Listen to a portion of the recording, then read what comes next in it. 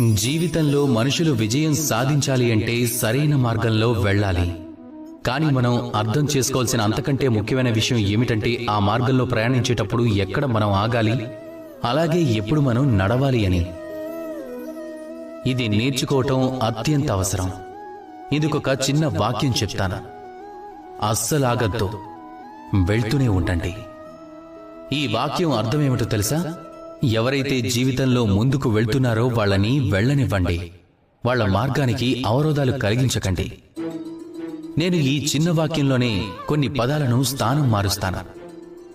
ఆగు, ముందుకు వెళ్ళనివ్వద్దు. ఇప్పుడు దాని అర్థం ఏమవుతుంది? ఆ వ్యక్తిని ఆపై అతన్ని జీవితంలో ముందుకు వెళ్ళనివ్వద్దు. అతని మార్గంలో బాధలను సృష్టించు.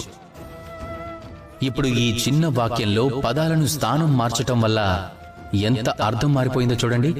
ఈ పాఠం నేర్చుకోవడం ఎంత ముఖ్యమో అర్థమైందా? ఈ పాఠం మన జీవితంలో ఎంత ముఖ్యమైనదో దానిని అర్థం చేసుకోండి, తెలుసుకోండి, అర్థం చేసుకోండి. జీవితంలో ఎప్పుడు ముందుకు వెళ్ళాలి, అలాగే ఎప్పుడు ఆగాలి అని. అప్పుడు ఈ మనసు సంతోషంతో చెప్తుంది, రాధా కృష్ణ.